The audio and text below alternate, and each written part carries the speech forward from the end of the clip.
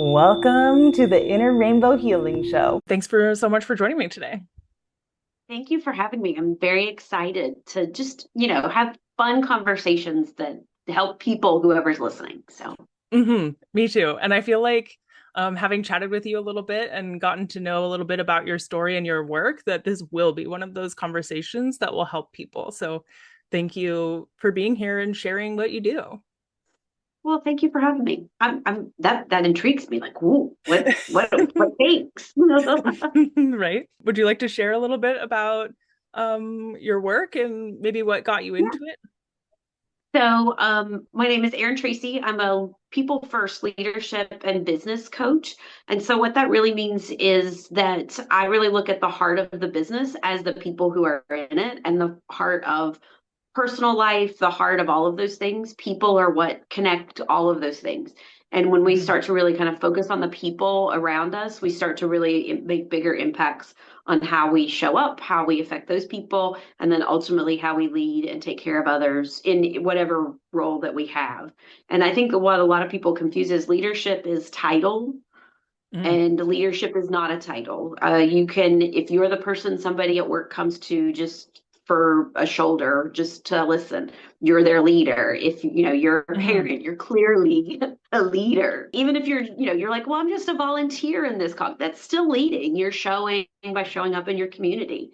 And so all of those roles are leading, and you never know what someone will see of you and go, oh my gosh, that is so helpful to me that they said that and they spoke that or whatever those things may be and help them through something. So we are always having opportunities to lead in small ways and big ways. Mhm. Yeah, I love that. And I feel like that's something that a lot of my clients are learning about is like how they are a leader, even if they haven't seen themselves as a leader. Mhm. Um, and so I think that that's like kind of fascinating to like open the idea of what leadership is in a bigger Yeah. way. Yeah. Because Mhm. it does show up in every space, and what we learn in one part of our life is what Mhm. we take with us to the another part of our life. So I use the example of my kids a lot, being a parent to older kids, and by older I mean Mhm. they're now all over 18.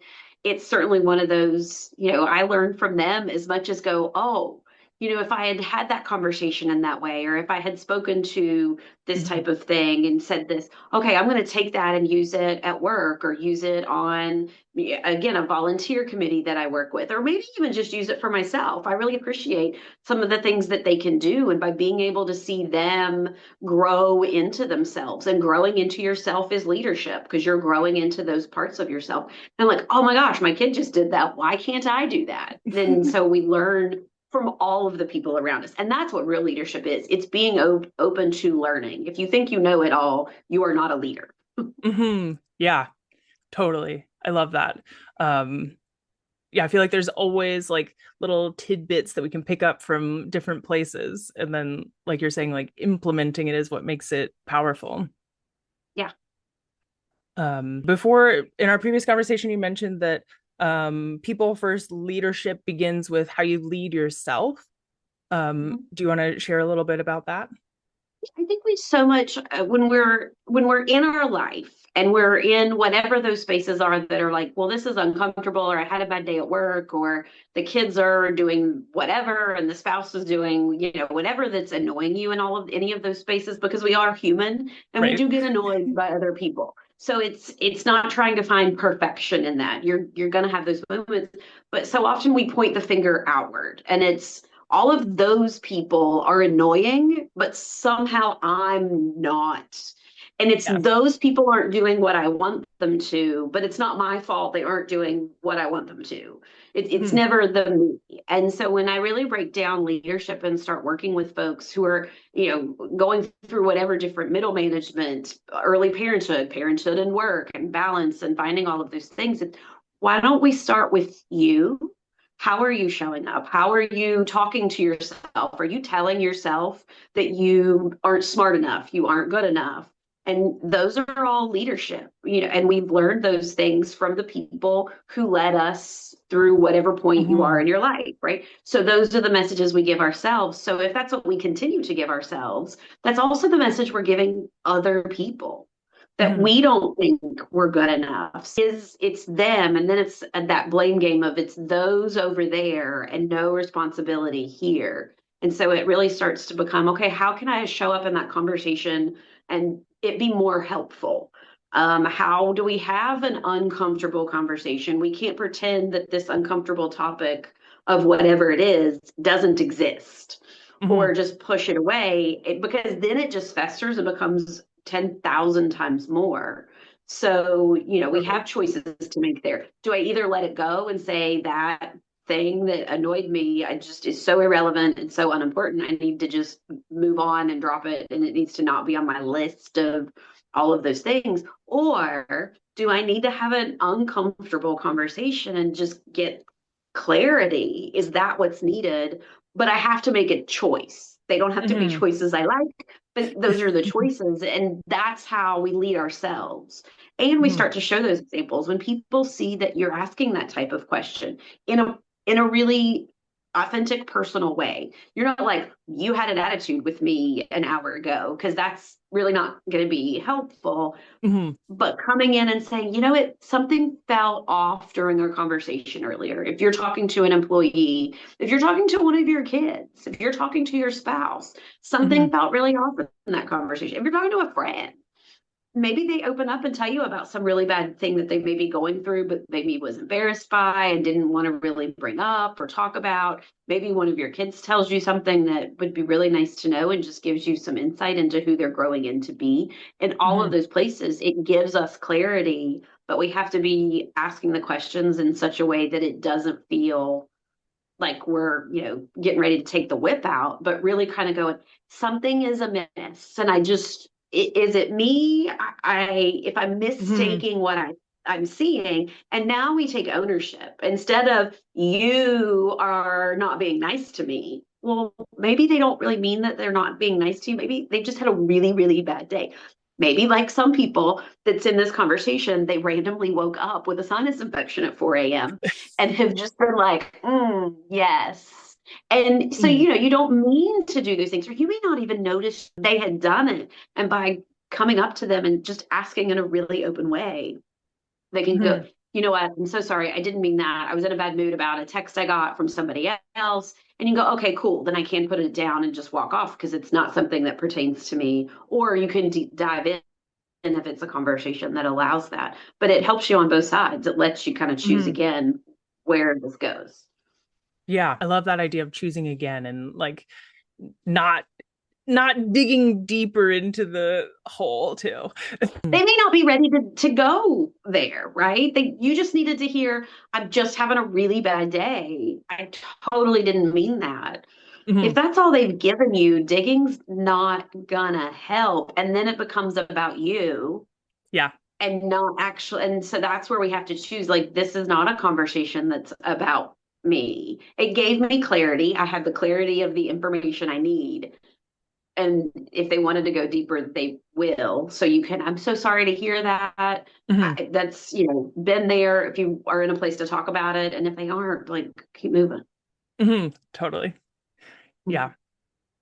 And then I think also a lot of your work has to do with burnout and helping people move past it and reconnecting with themselves in spite of it. And that's something that's like kind of near and dear to me. So I would love to hear more I think about that's that where too. that people first idea for me started. Really is, we hear a lot about servant leadership and, different types of leadership. And it's like, sort of, but there's still a piece in all of that missing. And I think it's that people first. But burnout is very near and dear to my heart because I lived it.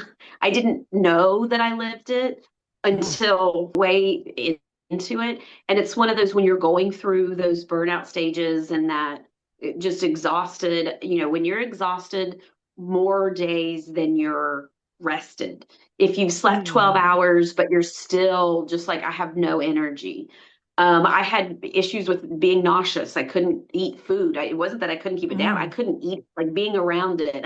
And I owned restaurants. So that was fun. And so but completely write-offable problems kept popping up. I have headaches. I would carry like the mega bottle of like Tylenol and ibuprofen those were both big bottles, 200 counts were in my bag that I carried with me between our different restaurants.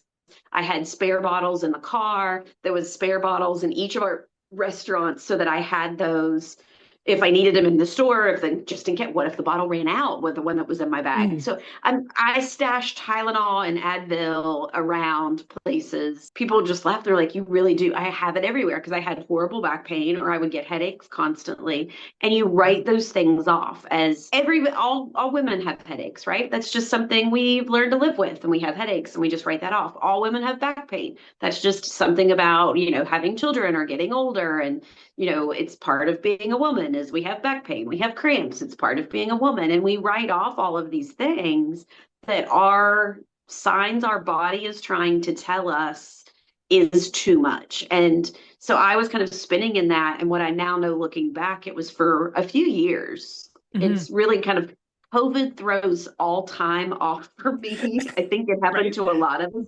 So it was probably before COVID, but somewhere in all of that, it probably started. And I was actually, I owned restaurants for about a decade along with my family. It was a multi-generation business. And I was on our cook line working with our team, and my people first kind of idea. And I'm going to work beside my people. I'm going to train my people. I'm going to be here with my people. And I turned around and I couldn't move my right leg. I could touch it and I could feel it, but I couldn't move it. And I'm sitting there with my go-go gadget magic mommy fingers going, move. And nothing would happen. Nothing would happen. And even my staff standing around going, this is really weird. Like, Erin, are you seriously? Like, no. And if I put weight on it, it would be excruciating pain in my hip joint. Like it was not a pleasant day because I couldn't move my right leg. I couldn't drive myself home because I couldn't press the gas pedal in the car. Yeah. So they had to call my husband and come and get me. And when we went to the hospital and started doing x-rays and scans, because, if you have pain and something doesn't work, you go to see a medical doctor, right? Pain equals doctor, MD, OD, whatever.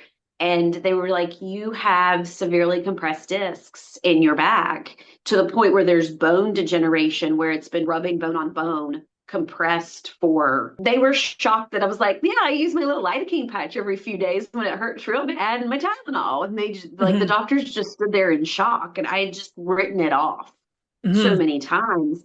And it had actually cut off the nerve that told my leg to move. That's why I couldn't tell it to move, because it had compressed that nerve in there and caused all kinds of problems.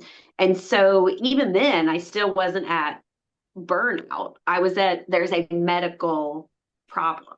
And like all the other medical problems, I had gone through tests and this and that. And at least this time they could tell me what was wrong. Most of all of those other tests, or actually all of those other tests, were, we don't really know what's wrong. And all of your tests came back completely normal. So it's probably just stress, but you own some restaurants. So I don't really know how to fix, your stress. I guess, work on that.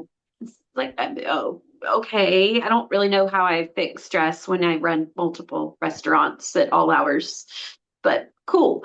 And so it was ultimately decided to close the business. It was time to put that away and kind of focus on trying to get better. And it was actually at a women's conference, and a woman started talking about her burnout and kind of that list of things I just kind of gave, that, it was a headache that would never quite go away. I would get a cold that would last 7 weeks. I couldn't get over just a small bout of, just nasal sinus, season change. And all of these things became huge problems that are like, I'm not a person who's sick. I have never been a person who sick a whole lot. I don't call off at work. It's just not, I don't get sick like that. But suddenly, even the smallest sicknesses are weeks and weeks long, and nobody really knows why. And none of the medicine really does a whole lot. And so as she kind of sat there and ran through all of these things about pushing people away because they could kind of see what was going on and she wasn't ready to hear it. So she had pushed friends away. I'm like, oh, yeah. And it just started checking off that list as she goes down it. And she's like, and ultimately I fell in the shower, and she's like, that's where my friends found me hours later and picked me up, and I couldn't move. And I'm going, oh, I know that one too. And she says it wasn't until she started talking to her therapist, and he, did you ever think about burnout? This is what it sounds like. And, same thing for me. I'm like, oh, yeah, yes, yes, yes. I never put it in a mental health, physical health, well-being of self that the one could really, you had heard it, but I didn't put it Mhm. together until that moment. And I literally left the conference and texted my husband and it's like, I think I have burnout. He's like, what exactly is that? I'm not fully sure, but I will have a full dissertation prepared for myself when I get home, because he just knows me. I'm one of those people that once I kind of have a piece of information, I'm doing the deep dive. I'm like, and this and this and this is what I found. And it was amazing because going through that and going, okay, I can go to chirotherapy, I can go to my physical therapy. That's what my body needs to be able to start doing these things. But my body also needs me to take care of my mental health, to find ways to take Mhm. care of myself. And, when we think about take care of myself, they're like, oh, I don't really have time for a spa day. Well, no, I'm not saying go Mhm. spend a ton of money at a spa day. It's knowing that it's okay to say no. It's knowing that it's okay to ask for help. Mhm. It's knowing that it's okay to accept help. You may not have asked for it, but just accept. Somebody wants to pick up that piece of paper for you, let them. Like that, Mhm. they see that you're in a space and that may be the only thing they can do. Why can't they pick up the paper? It doesn't make you less capable. It doesn't make you less of a leader. It doesn't make you less of a person, but really learning what some of those boundaries are. No, I was pretty good at, Mhm. sort of. I could say Yeah. no in a lot of spaces, but it was saying, I'll just do it myself because I can do it faster, better. Mhm. Well, yeah, I can do it my version of faster, better. And if my version, let's say I consider my version of right, if whatever the right is in context, is 110%, but the manager of that particular store can perfectly well do that thing. And maybe in my book, that person's doing it at 90%. Mhm. Well, 90% is an A, depending on what kind of scale you're using. But I mean, a 90 is an A or a high B plus. Mhm. I mean, it doesn't have to be at 110. It doesn't have to be my way. It doesn't have to be me that does it. And actually, by teaching and coaching and training the people around me, I now have a bigger pipeline. I now have more resources. I now have empowered people around me. And again, that's empowering your employees. That's empowering. You may even need to empower your own boss, right? Like just to draw the lines of where you are, but it's empowering your kids. It's empowering your spouse to go, you know what? That's going to be okay. I'm not going to stress Mhm. in that area. And that's where we start taking care of ourselves in those small moments. Totally. Yeah. And when you're trying to do all the things at 100%, like you don't have that many 100% to give. So if you have to take 90 from someone else in a different pocket, great. That frees up some more, like, Yeah, it's you've given yourself more capacity, but when you go, you know what, you did an amazing job with that. I really appreciate you doing whatever that thing was. If they're mhm. 90%, that is an A and totally deserves a pat on the back. Yeah. You know what? Next time they're going to do it at 93. And the time after that, Mhm. and right, we raise the bar with each of those moments. And now they're doing it 100, and I don't have to do it at all. Mhm. I use my husband as good examples and my kids too. So when we were going through COVID, my husband works evenings. And so he's home during the day a lot. And I am short, and our washer and dryer are up on a platform. So I couldn't Mhm. reach the top of the washing machine. So he just started helping with laundry a lot because he's home and he's very nurturing and that's just kind of his way. And I despise laundry with every ounce of my being. So he Mhm. does a lot of our laundry. And our kids have been on their own for years doing laundry. You hit your 12th birthday, you do your own laundry. I do not touch your laundry. It's not my problem. Mhm. It's your problem. That's responsibility. That's empowerment. It's good for them. So does our laundry.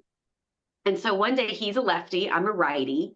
He's a boy, and I have found a lot of boys don't fold quite as precisely. That's not the case Mhm. for all of them, but I'm going to use my dad and my husband and my brother as the three examples of never really seen great folded things in their work, Three for unless it's three. like the tarp. Yeah. Unless it's the tarp for the garage. Somehow they can fold that, but not other things. And Mhm. so he's folding stuff, and I was like, you're folding the shirt backwards. And he just kind of looked at me. He's like, because like it's got like the logo here, and if it's got like the little logo from wherever it is, your beach shirt that you bought, that way I know which shirt is which, and then the logo's out, and I can see it. And he just kind of looked at me. He's like, you fold it, and so it's folded in. I can't see which shirt it is because he folds them in because he's a lefty, and a righty Mm. folds it the other way, at least according to me. And and it's kind of loose, like it'd be nice if it was. And he just looked at me and he goes, so your choices here are, you do your own laundry, or you accept the laundry as I give it to you. Mhm. I think I'm going to accept the laundry as it is given to me. Mhm. Right? Like, it's the thing I hate. Is it really hurting me? Mhm. Did it get done at a completely fine level of done laundry? You know what? Okay, cool. You go do the laundry and I will keep my mouth shut. Mhm. Those are the rules. I am not allowed to complain how it is folded as long as he's doing it. He's washing it, he's drying it, he's folding it, and on really good days, he puts it away for me. Mhm. Do I really want to do all of those steps and all the other things that I'm doing? Mhm. No, I despise laundry and I can't really reach it. So it's really fun. There's a step ladder at our washing machine for me to climb in the washing machine. Like, and I don't mean like a little one, I mean like the 4 foot tall, because it's Mhm. so tall, I cannot get in it. Now we have a front loader, so it doesn't have to be quite as tall, but this was about a year and a half ago before it died. But Mhm. I mean, you just don't, I don't want to do laundry. It's not something I want to do. So can I accept that the shirt isn't folded my way? Because there isn't a right and wrong way to fold a shirt, despite what many people may think. I will tell you, there isn't a right and wrong way to fold a shirt. There is preference, but Mhm. I can live with it if I don't have to do it. So those are choices I get to make. I am not allowed to complain about laundry. That is the rule. And he Mhm. will tell me, I'll start to say something about it and he'll turn around and whip it. And I'm like, oh, no, no, no. Thank you for Mhm. doing laundry today. Yeah. I very much appreciate it. Thank you for Yeah. doing laundry today. Mhm. Yeah. And it's probably not his either, but I'm guessing that like as something that you don't like, that it's also not one of your like optimum skill, like the best way for you to use your energy, like that there are other things that like you're better like, suited for, When especially as a leader. he actually enjoys it, like it's his quiet Mm. space. Like the routine of it is his quiet space. And Hmm. he's like, I feel like, that's my way of helping around the house. Great, do Hmm. that. Because it's the thing I don't want. And I mean, that works out well. Share on that department. Hmm. So there's other places you can be able to pick up, but that's part of that, I'm going to let the shirt go. Hmm. Yeah. Yeah. Choosing what's worth the energy and what isn't. Mhm. Mhm. So you shared about the physical signs that you were experiencing with the headaches and the back pain and your legs stopped working. For me, when I hit burnout, it was more emotional. For me, it felt intuitive actually. Like as I was going to school, kept getting the message like, you can't keep coming here. I can't keep coming here. Yeah. So I was curious if there are also other signs that help people in emotional or other ways that they can know too, along with those physical signs that burnout is showing up for them. I think one of the emotional ones that looking back on I see now is I would snap at people for Mhm. reasons that had nothing to do with them. And it was just that initial response because you're already, I don't want to get amped up and your mental is already spinning and it's in that spin of hurricane and fog and the world is Mhm. moving, but you just can't keep up with the race. And so you have a lot of those mental kind of feelings, but it kind of came out to where other people may have noticed it. Because I think sometimes we're so good Mhm. at keeping it in or thinking we kept it in and we're keeping it in to ourselves for such a long time that was like, yeah, I can't really think straight today, or I can't really this. And then we blame it on, well, maybe it's perimenopause, or maybe it's this, and then you go back to those excuses. And Mhm. those are the mental signs, right? Those, if I'm making a lot of excuses about why I'm exhausted, if I'm making excuses about, if I'm snapping at people over, kids put the remote on the left side of the coffee table and not the right side of the coffee table. If one of the people on your team says, I'm sorry, I'm a minute late for the meeting, I was on the phone with a client, and you're giving a dissertation about how rude it is to be late, Hmm. if that person's never late and you're like now somehow, that's that mental of, okay, I'm taking too much and I don't know how. And it's kind of like that kettle on the stove is Yeah. the boiling, the simmering started, the boiling started, we didn't catch them, and all of a sudden the top blows off and we had that moment. And Hmm. sometimes we don't even know. Again, it just like that in earlier, it was, maybe that person doesn't know they snapped at you because Hmm. they are in those different phases. Maybe it's burnout. Maybe it's, I mean, who knows what? Maybe they didn't sleep. Maybe they have a newborn at home and they aren't getting sleep at night. There's a lot of different things, but you become the person who's doing that. Hmm. But you don't really notice that you've even snapped at somebody because in your mind, that's not the tone that you took. But you hear Yeah. that back from somebody else. And it's like, oh, maybe. And if those people aren't comfortable with opening up to you and being able to say, something's Mm-hmm. something's and you don't want to call it wrong, right? But you just notice that, so if you've worked with somebody for a year, or you have kids and you're raising them and you're like, wait, Sally doesn't usually behave that way. Something's going on. And we Hmm. don't always have to know what it is, but just being able to show up or speak up and kind of say something starts to help us. We may not be ready. And so I tell a lot of people, like, I'm so grateful for my husband and for my kids because they were kind of speaking up in ways that they felt safe to be like, yeah, mom, Hmm. how about you go take a nap and we'll take care of this? Or how about, and they saw it and were trying to help in ways that they could because they saw how exhausting it was and how busy it was and how hard it was. They knew I was coming home at night and still working until 1 in the morning on Hmm. all of the things that aren't happening inside the restaurant, but are restaurant related. And so they had tried to reach me in a lot of different places, but I Hmm. wasn't fully ready to hear it. And so if you are maybe not the person experiencing that, but your friend is, your spouse is, your coworker is, you Hmm. being able to speak up in the gentle spaces are ways that they're going to start recognizing, because you were helpful and because you had that compassion to kind of say something in that gentle tone that was, something's a little off. I've noticed it for the last week or 6 weeks, or I'm not Hmm. saying wrong, just what's got you off kilter right now. Hmm. Yeah. Um, totally. And those like the kind of like little hints like add up to kind of a greater Yeah. understanding. What do you recommend when somebody does start to think, maybe I do have something going on here, maybe I do need a break? What should they start with to kind of unpack it all? There are so many boxes to unpack. One, no, you're not going to have it all figured out tomorrow.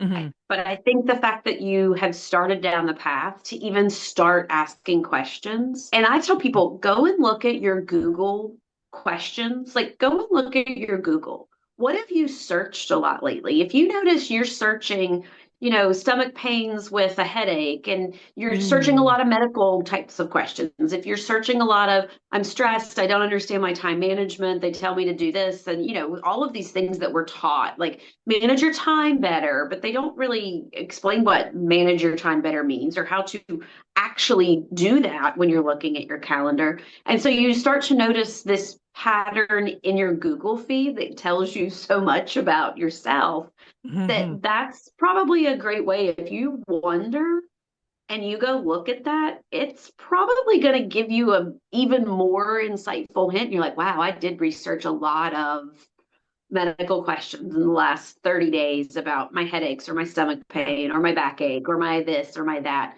And so those are some of them. Start to try to find just a minute or two a day, even to slow down. Mhm. I tell a lot of people before you pull out of the driveway, if you aren't the carpool parent in the morning, before you leave the house, I don't suggest trying to find peace in the bathroom. That used to be kind of that, you're a mom, go find peace and solace in the bathroom. Children Mhm. know how to knock on doors.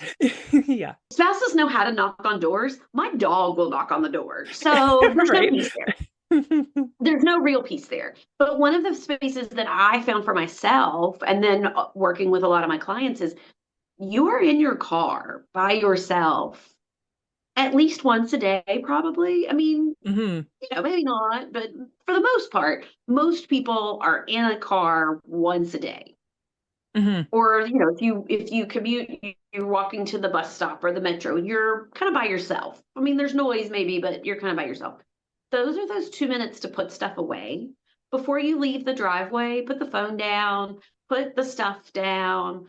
Just kind of sit in your chair for a second and go, okay, this is where my day really begins from this point, and what positive thing do I want in the day? I want to give at least two people a compliment today. And Mhm. keep it simple, because giving compliments makes us feel better, right? Mhm. Like if you say you did an amazing job, it makes you feel 1,000 times better. Um, Mhm.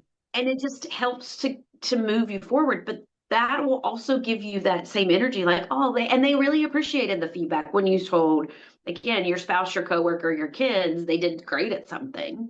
Mhm. But that's going to be my intention for the day. I don't have a big one. I don't have some huge to-do list. We're not in to-do list. We're not in house chores. We're not in how many different places do I have to pick up and drop kids and all the things. We're in how just in my day would be a great.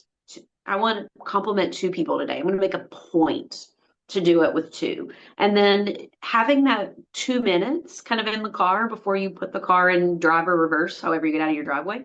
Mhm. Uh, that's your 2 minutes. If you're the carpool parent, make that the parking lot of your office or the Mm. parking lot of the first meeting of the day. You're by yourself, and you're not driving, and you're not multitasking, and you're not to-do list. And sometimes I even turn the ringer off on my phone for that moment. Mhm. It's Yeah. it's that's That's the knock it's on the door. now I know now I know to ignore the phone if it does start to ring randomly by chance. But when it was first kind of starting, like, where do I need just 2 minutes of just let me just take a breath and just close my eyes, even if that's what you need to do, and think about where you want to kind of go today, and what's going to be what's going to make today good. That's Mhm. what we're looking for, right? And then you start to find good throughout the day. Like my goal was three good things, and look, there was this and this and this and this and this and this and this. Because what we're normally doing is driving down the road at whatever speed that road allows, probably 5 or 10 miles over the speed that you're supposed to be Right. doing it in.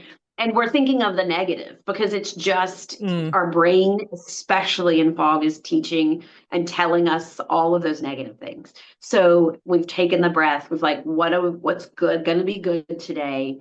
And then it helps us to find it through the day and give that back out. And those things will start to make a difference. It's not going to make a difference tomorrow, but Mhm. it will slowly make a difference today, and then it'll make a little difference tomorrow, and then a little difference the next day. And then we start to compound those things, and then you start to go, oh, there are a lot of good things, and I can put these things down, and these are things that don't have any purpose for me, or don't aren't really valuable to me, or I don't really want to be spending my time doing that. I'd rather Mhm. have 5 minutes of peace in the driveway instead of 2 minutes of peace in the driveway. And so those really start to show us where we have some of that space that we really can find the time in our schedule and manage our schedule, and where those things need to go. Mhm. Yeah. I love that. And I think like too, like what you look for kind of grows. So when you're looking for the good things, then you'll start finding more and more good things, and the good things Absolutely. might start to be better too. And that kind of also plays back into the what you were saying about leadership as you're giving the compliments, then people start to do better too. So it's like Mhm. it's so many positive things come out Then of this yeah, one you're doing the practice. small, like this teeny tiny thing, right? Like Hmm. complimenting two people today is so small and so easy that, I mean, I will compliment your shoes if I'm having that kind. You know what I mean? If even if you're having the worst day in the world, I can be Mhm. like, I love those shoes. Like, I mean, love that the room smells like a burning candle right now. I mean, some days it's, Mhm. you're in the mood and that day it's a little harder. But then you're like, oh, wait, I do kind of like that candle smell, or I do like that person's shoe. And it brings Mhm. you out of the funk. But yeah, that micro thing lifted five other different things to a positive, and you're like, oh, well, that one, if one compliment can change three different people around me, what will five do? And then you think if they got a compliment, they may be more encouraged to compliment someone else. And now we start to butterfly out across a whole network of people. Mhm. Yeah. Yeah, so good. Anything else that you want to share? I think maybe the only other thing is starting, and it goes back to the question that you kind of, when somebody, how do we know and where do we look and what's Mhm. kind of that first unpack, and doing those first notices, that's where you start to unpack. But starting is human, and we're gonna screw up and we're gonna fall, and maybe we had Totally. 4 straight days of great compliments, and or setting that kind of goal for a day and finding the good in the day, and the fourth or fifth day it just didn't happen. That doesn't mean we Mhm. fail. It's not like a New Year's resolution, I want to lose 50 pounds in 4 days, which is crazy and ridiculous, and nobody's losing 50 pounds in 4 days. If you do, like, there's a whole other list of things that we need to be having conversations about. And then we just kind of throw that away and we complain the whole rest of the year that, well, I guess next year I'll try again. It's like, Mhm. no, these types of things are small, and they're the small steps that get you there. You're human, you're gonna fall, but Mhm. just tomorrow try again. And that's the keys to start unpacking it. You will start to find some of the other things, and then start asking yourself those same questions, that self-reflective look at you before you start looking to change people around you. If we start to have those conversations with ourselves, and then you start to go, oh, okay, well, I'm not showing up in this the way I want to. So Mhm. let me fix that. And then you start again, it's that same kind of thing. That compliment goes. Other people see that shift in you and they start to make shifts too.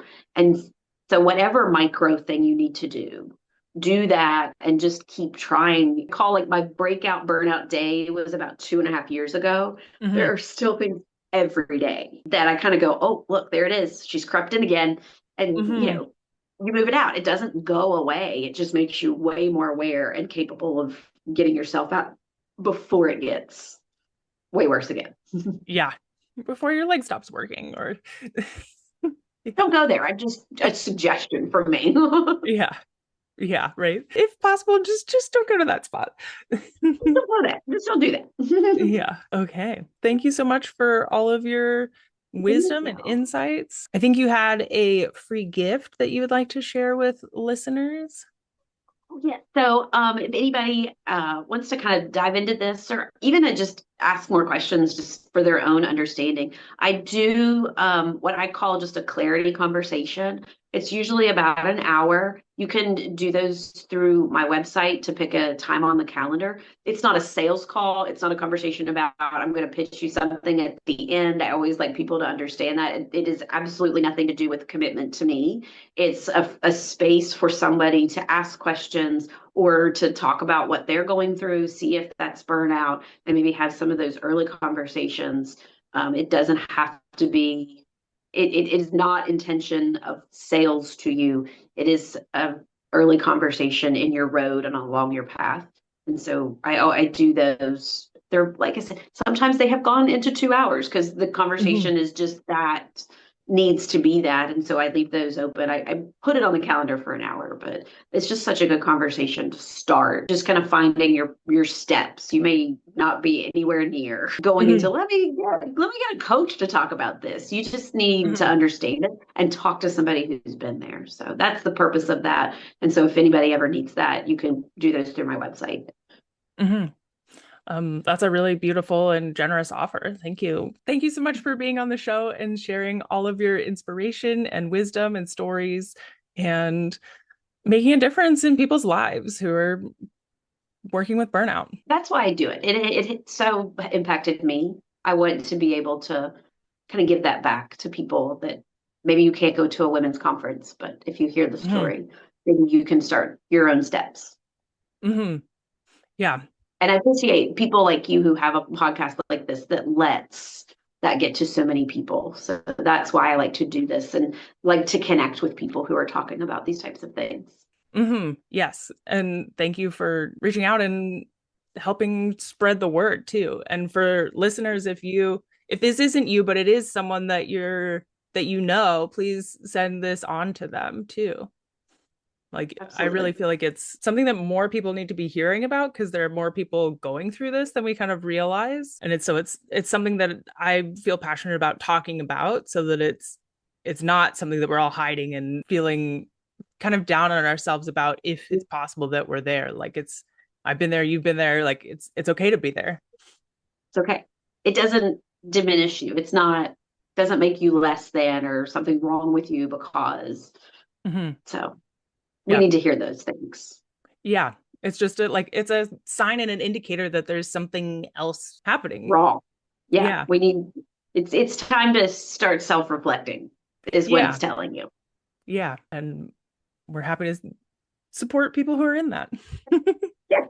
Jump on Erin's clarity call. I think that's a wrap. Thank you. Sounds good. Thank you. I appreciate it. Mhm.